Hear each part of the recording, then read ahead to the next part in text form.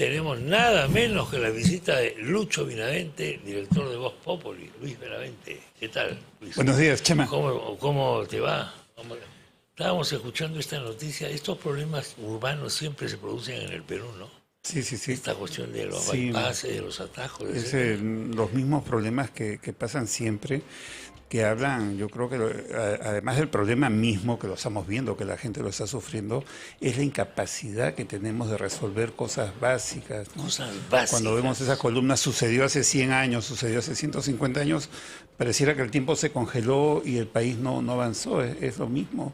Y lo peor de todo es que de repente en los próximos 100 años van a seguir con los mismos problemas las nuevas generaciones. ¿Qué incapacidad de país de resolver nuestros problemas? ¿Por qué no podemos? Creo que hay muchos aspectos, desde aspectos culturales que no pueden variar, y no pueden variar porque no hay una educación que realmente haya hecho un gran cambio en el Perú. A nadie le ha importado realmente el problema de la educación en el Perú. No ha habido un Sarmiento como hubo en Argentina hace más de 100 o 120 años, que realmente hizo una revolución educativa y cambió el curso de lo que era Argentina.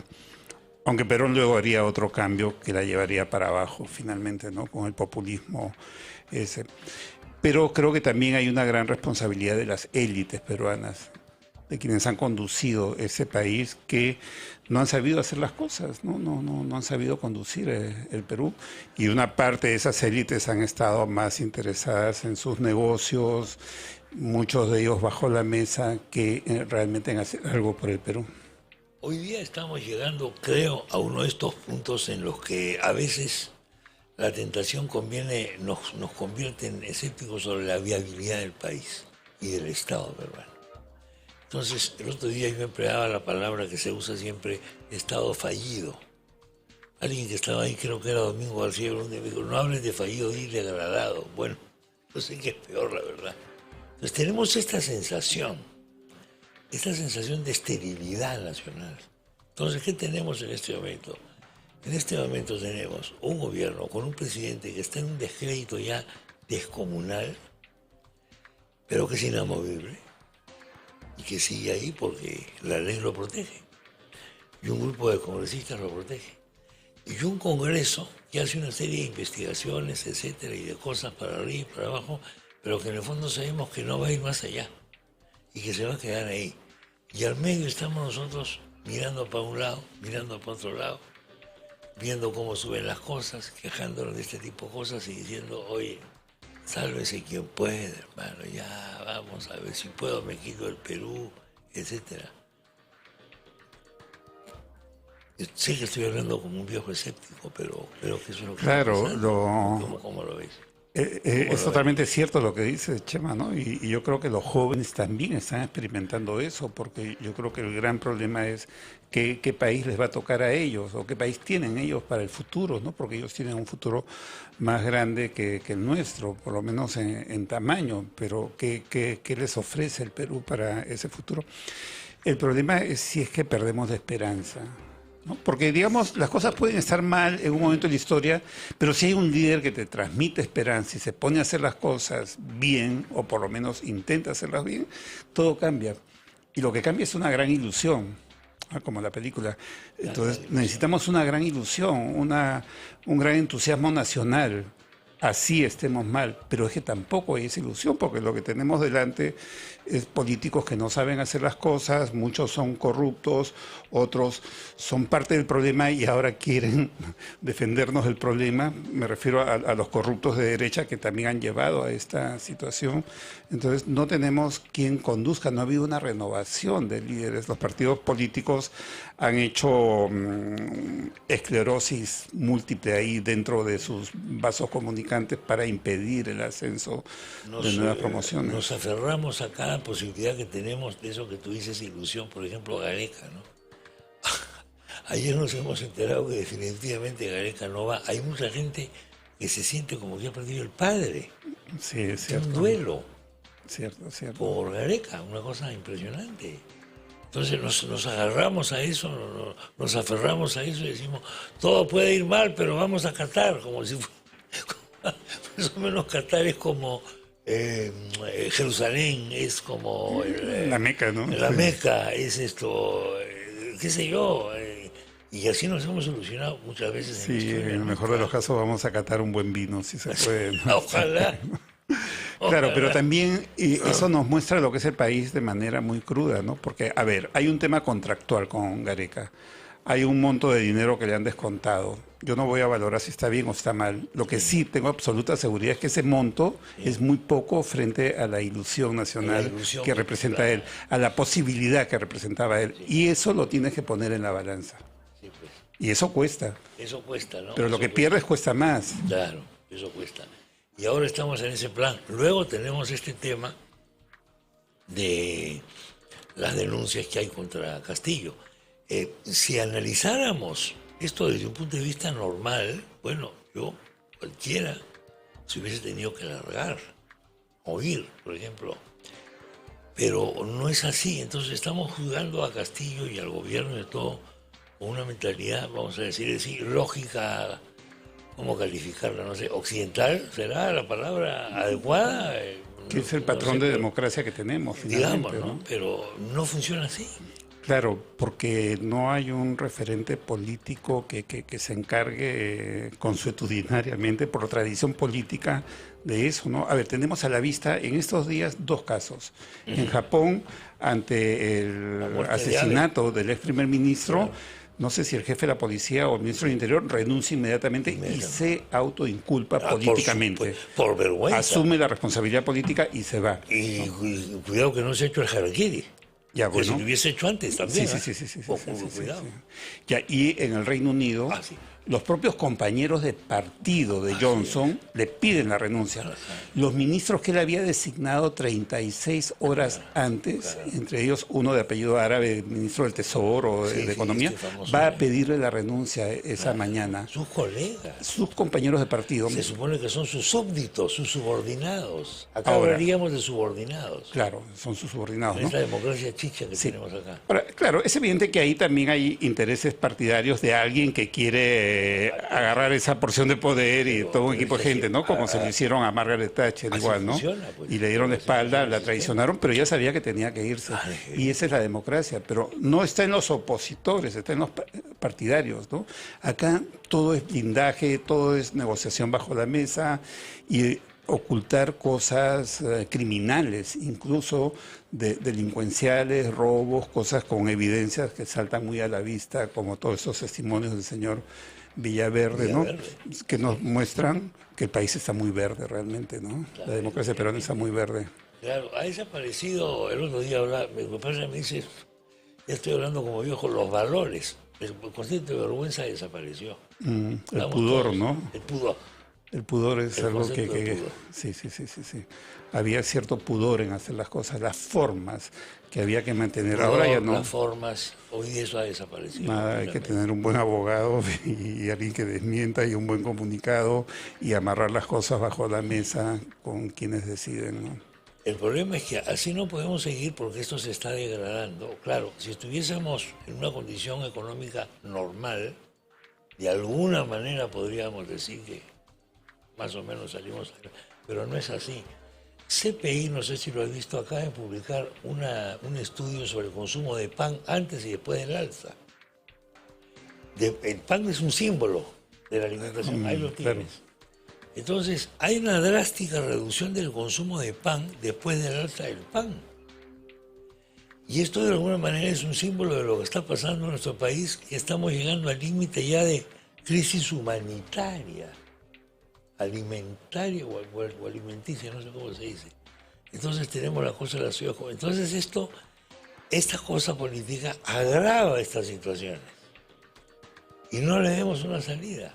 Acabo de estar con el que fue abogado de los primos Vázquez, los sobrinos de Castillo, presidente. del presidente Castillo, que ya no es abogado de ellos.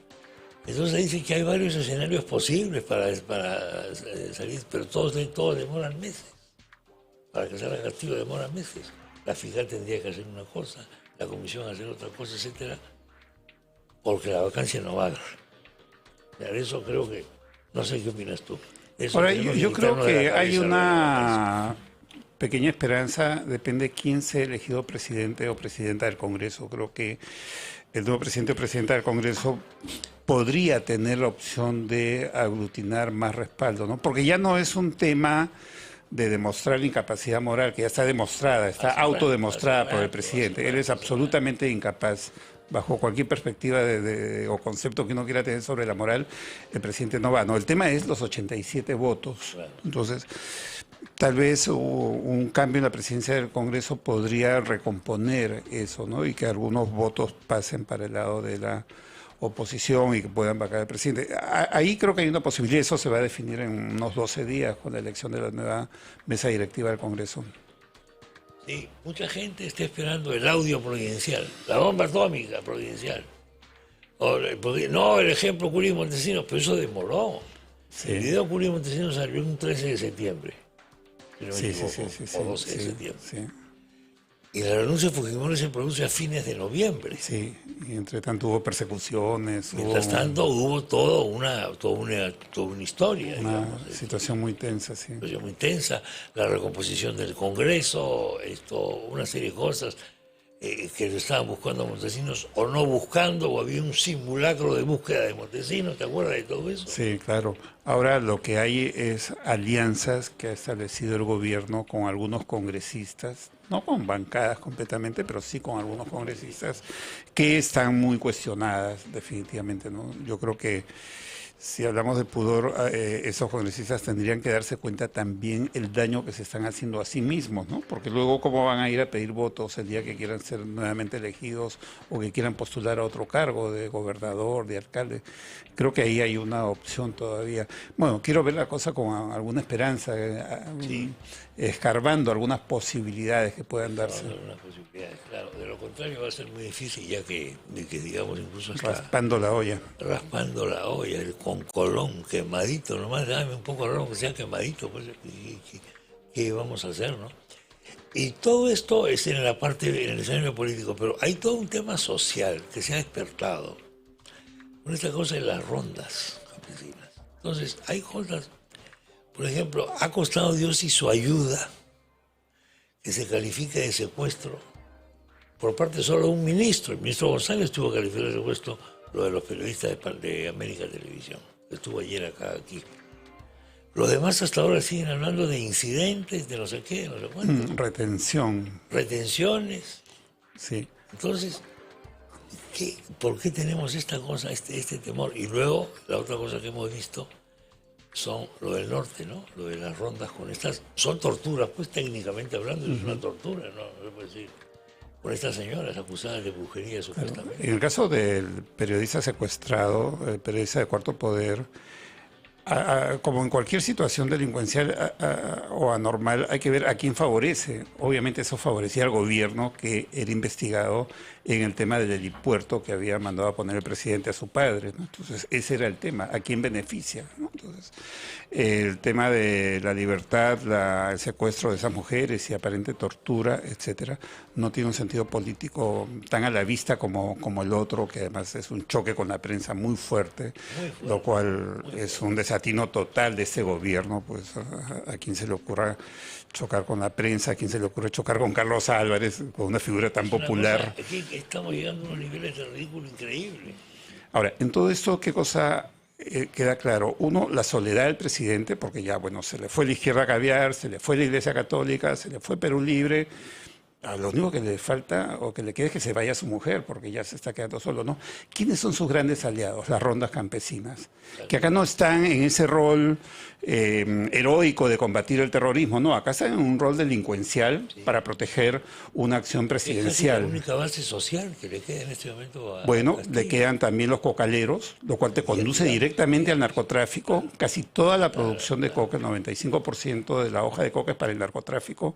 Esa protección, esa alianza con los cocaleros también tiene un sesgo común, un común denominador con los ronderos, y también le quedan los mineros ilegales, que tienen una actividad delincuencial. No solo hacen daño ecológico, ambiental, 1000 veces más que la empresa minera privada que está regulada, sino que también tienen prácticas de trata de niños, de niñas, prostitución infantil. Estoy dándome cuenta de una cosa. Los grandes aliados del gobierno. Estos tres o están fuera de la ley, los tres grupos, sí, o a uno de ellos, que no está fuera de la ley, hace cosas fuera de la ley, sí, como el caso de los ronderos. Sí.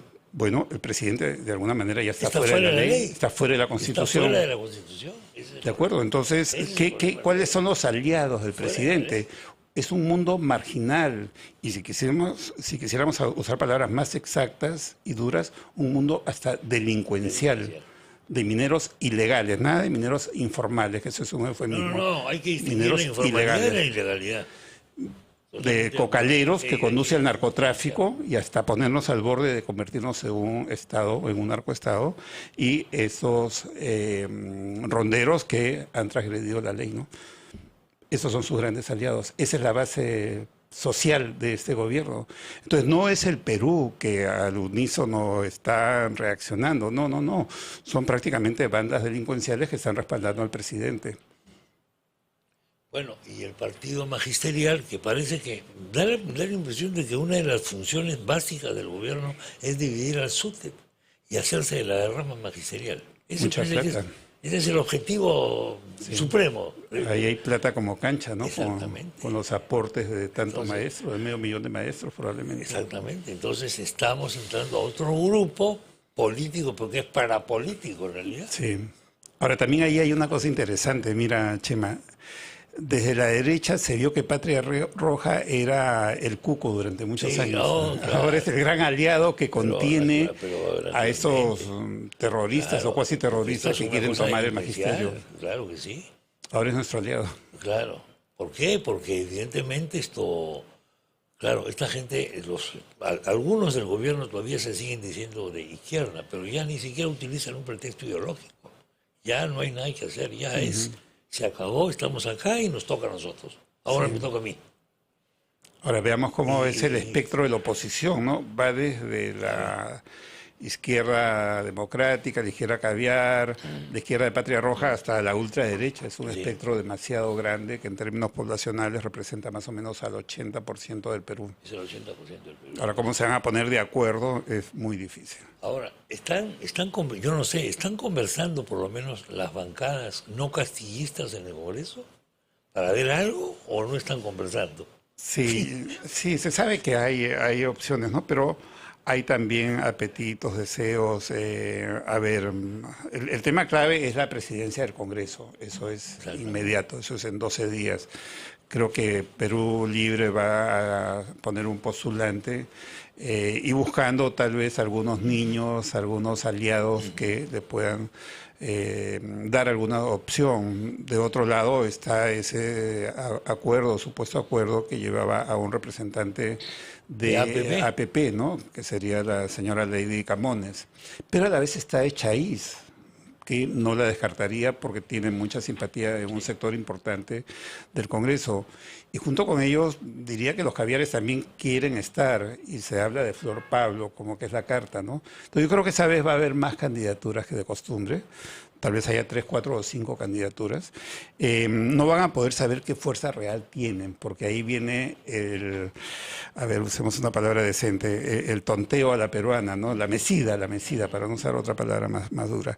Entonces, te van a preguntar, sí, yo te ofrezco mi apoyo y se lo ofrezco a 2, a 3, a 4 candidatos. Cuando tú sumas todos los votos que creen tener los candidatos, no suma 130, suma 280, 340, ¿no? Por la mesida, ¿no?